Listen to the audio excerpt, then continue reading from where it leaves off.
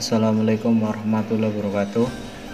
Kali ini kita masuk ke materi ketiga untuk pembelajaran bahasa Indonesia kelas 10. Materi ketiga kali ini adalah tentang teks anekdot. Apakah di antara kalian semua sudah ada yang tahu tentang apa itu teks anekdot? Sudahkah ada yang tahu? Oh, belum ada. Baik, saya akan menerangkan sedikit tentang teks anekdot. Jadi, teks anekdot itu adalah sebuah teks yang terbentuk dalam karangan prosa maupun dialog drama yang memiliki unsur kelucuan, humor, ataupun hiburan dan bersifat sindiran.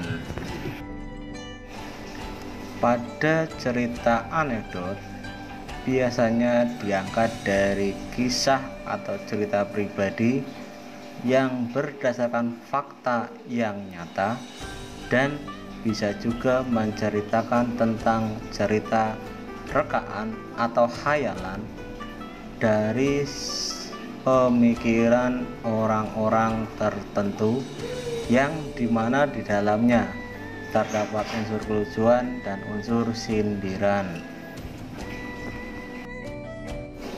Jika kalian ketahui, teks anekdot merupakan sebuah media, sebuah curahan dari seseorang ataupun kelompok untuk mengkritik seseorang lain ataupun orang lain secara halus, sopan, santun, dan yang utama adalah tanpa menyakiti perasaan orang yang kita kritik secara langsung.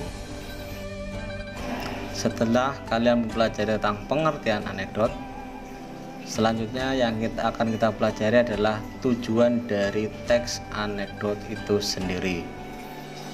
Tentunya sebuah teks, sebuah karangan memiliki tujuan masing-masing. Salah satunya adalah teks anekdot. Teks anekdot di sini memiliki dua tujuan yang sangat utama atau yang sangat ditonjolkan pada cerita anekdot yang sudah ada. Tujuan teks anekdot yang pertama adalah sebagai sarana hiburan, dimana seperti pengertian teks anekdot itu sendiri, teks anekdot adalah sebuah cerita yang di dalamnya terdapat unsur kelucuan, humor, dan cerita yang menggelitik, dimana tiga unsur ini merupakan unsur-unsur yang sangat menghibur yang terdapat di dalam teks anekdot itu sendiri. Tujuan yang kedua dari teks anekdot yaitu sebagai sarana kritikan atau sindiran. Nah, melalui teks anekdot kita dapat mengkritik, menyindir orang-orang tertentu secara halus tanpa kita menyakiti perasaan orang tersebut. Sindiran kritikan dapat kita tuangkan di cerita anekdot agar orang-orang yang kita sindir ataupun yang kita kritik mendengar, mengetahui maksud dan tujuan kita mengkritik orang tersebut. Jadi, dengan kata lain, jikalau kita memiliki sebuah pesan, sindiran, kritikan kepada orang-orang yang notabene adalah orang terkenal seperti para pejabat, petinggi negara, ataupun orang-orang petinggi lainnya, kita tidak perlu melakukan aksi unjuk rasa, demo, turun ke jalan, ataupun arak-arakan yang mengganggu orang lain. Melalui teks anekdot, kita pun bisa mengkritik, menyindir, bahkan sebagai pesan untuk orang-orang yang kita kritik, kita sindir, agar mereka tahu tujuan kita mengkritik dan menyindir mereka. Selanjutnya yang akan kita pelajari adalah ciri-ciri dari teks anekdot itu sendiri. Ciri teks anekdot yang pertama adalah bersifat humor atau lucu. Nah, kita kembali lagi kepada pengertian teks anekdot di awal, bahwa teks anekdot adalah sebuah teks yang berisikan tentang cerita lucu, humor, dan menghibur, tetapi di dalamnya ada unsur sindiran. Ciri teks anekdot yang kedua tentunya bersifat menyindir atau bersifat sindiran. Teks anekdot dibuat ini untuk menyindir, mengkritik seseorang, di mana melalui teks anekdot kita dapat mengkritik, menyindir seseorang secara halus tanpa menyakiti perasaan orang tersebut. Ciri teks anekdot yang ketiga memiliki tujuan tertentu. Ingat, setiap teks, setiap karangan tentunya memiliki tujuan tertentu, di mana tujuan tersebut harus bisa tersampaikan kepada orang yang kita tuju. Dalam hal ini tentunya dalam cerita anekdot tujuannya adalah yang utama, yaitu untuk menyindir seseorang secara halus. Ciri teks anekdot yang keempat yaitu menceritakan orang yang penting. Nah, di sini tentunya kita lari lagi ke pengertian teks anekdot itu sendiri, di mana teks anekdot adalah sebuah teks yang berisikan tentang cerita lucu, humor, hiburan, tetapi terdapat sifat sindiran atau untuk mengkritik atau untuk menyindir.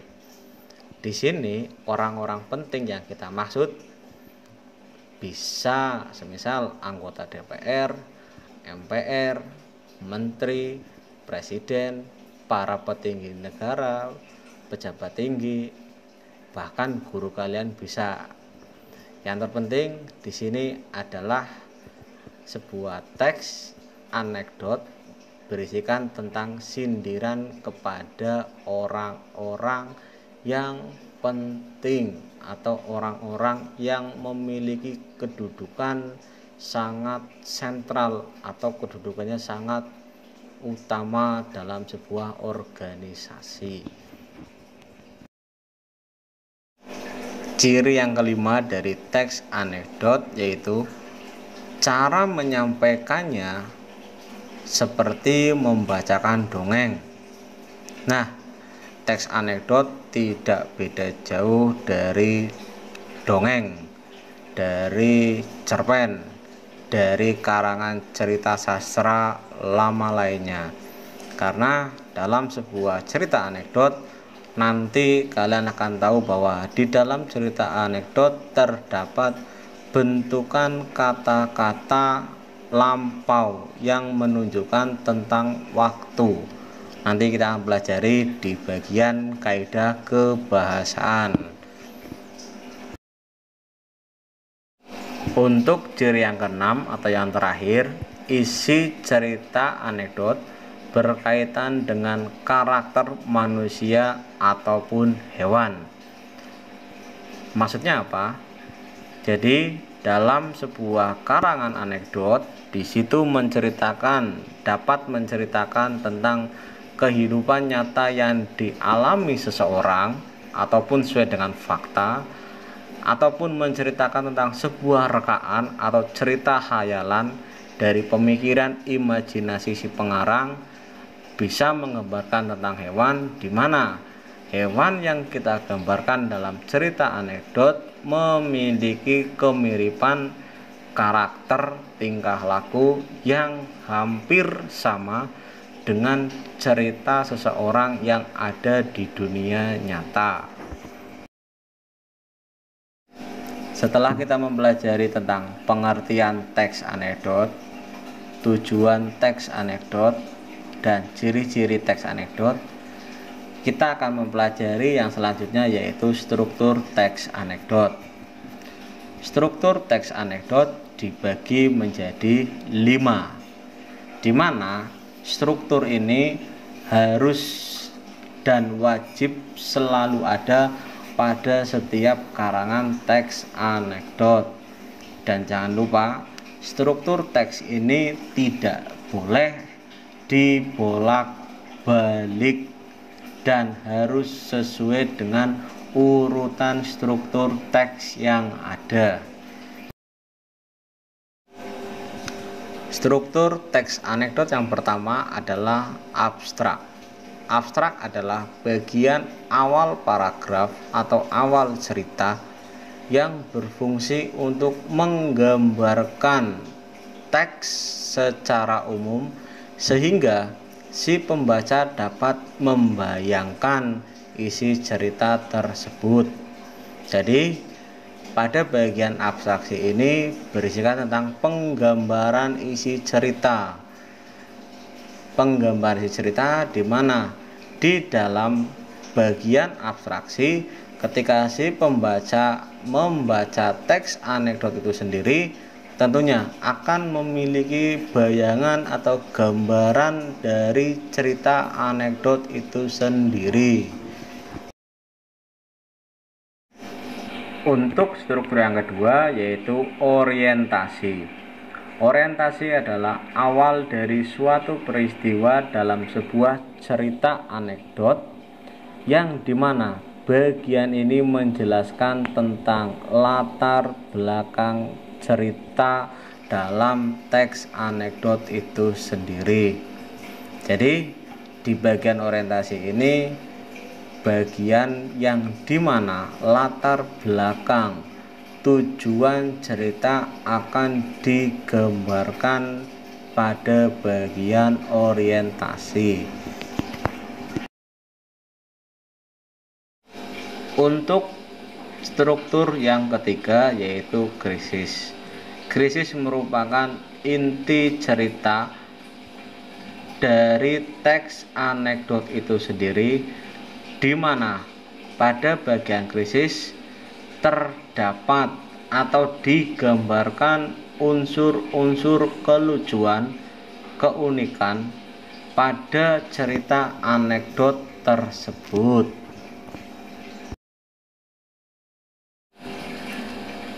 Untuk struktur yang keempat, yaitu reaksi. Reaksi bisa dikatakan sebuah tanggapan.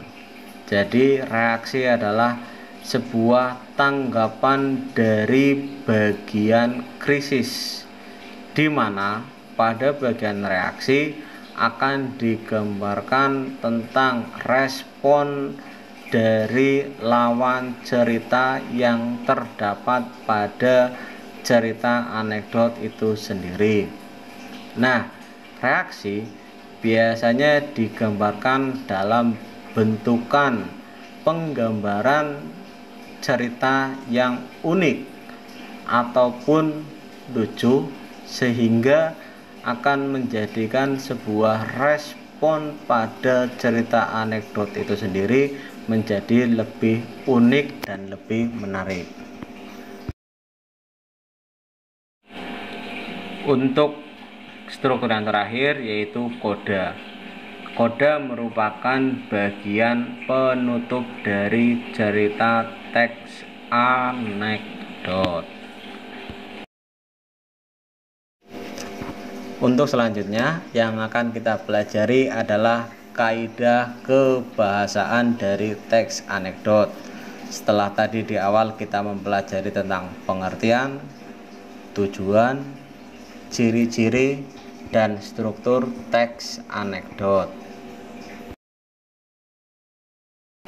Untuk kaidah kebahasaan teks anekdot yang pertama adalah teks anekdot menggunakan bentuk kalimat atau kata-kata lampau. Maksudnya lampau adalah kata-kata tempo dulu, yang menggambarkan tentang gambaran waktu. Kata-kata lampau yang sering digunakan pada cerita anekdot seperti kata kemarin, pada suatu hari, pada suatu masa, pada zaman dahulu, dan lain-lain. Untuk kaidah teks anekdot yang kedua, yaitu teks anekdot menggunakan kalimat sindiran. Tentunya karena tujuan teks anekdot itu sendiri selain menghibur adalah sindiran, untuk menyindir. Bentuk kata sindiran yang sering digunakan pada cerita anekdot bisa berupa pengandaian, perbandingan, lawan kata, ataupun antonim, yang dimana penggunaan kata-kata ini sebagai bentuk kata sindiran secara halus yang terdapat pada cerita anekdot. Untuk kaidah kebahasaan teks anekdot yang ketiga, yaitu menggunakan pertanyaan retoris. Apakah itu pertanyaan retoris? Apakah ada yang tahu? Oke, kalau belum ada yang tahu, saya kasih tahu ya. Pertanyaan retoris adalah sebuah pertanyaan yang tidak memerlukan jawaban. Jadi pertanyaan ini adalah pertanyaan yang bisa dikatakan pertanyaan bimbang, ataupun pertanyaan hampa, ataupun pertanyaan yang tidak berbobot. Contohnya, untuk contoh pertanyaan retoris, contohnya ya, apakah kamu mau meninggal hari ini? Waduh, tentunya tidak. Pertanyaan tersebut merupakan pertanyaan yang sudah jelas jawabannya dan tidak perlu atau tidak memerlukan jawaban dari responden atau orang yang kita tanya. Selanjutnya, untuk kaidah kebahasaan yang keempat, yaitu menggunakan konjungsi temporal. Konjungsi, tahu konjungsi itu apa? Konjungsi adalah kata penghubung. Temporal adalah sebuah kata yang berhubungan dengan waktu. Jadi konjungsi temporal adalah sebuah kata hubung yang bersifat atau yang berhubungan dengan waktu. Contohnya, setelah itu, lalu, kemudian, selanjutnya, dan lain-lain. Untuk kaidah yang terakhir pada teks anekdot, yaitu menggunakan kata kerja material. Kata kerja material adalah sebuah kata kerja yang menunjukkan tindakan sesuatu atau perlu dengan dilakukan sebuah tindakan. Contoh, mencuci, memukul, memakai, meniup, dan lain-lain. Demikianlah materi teks anekdot di pertemuan kali ini. Untuk pertemuan selanjutnya, kita akan membahas tentang analisis teks anekdot. Apabila kalian ada kesusahan, kalian bisa berikan komentar kalian di bawah video ini. Terima kasih. Wabillahi taufiq wal hidayah. Wassalamualaikum warahmatullahi wabarakatuh.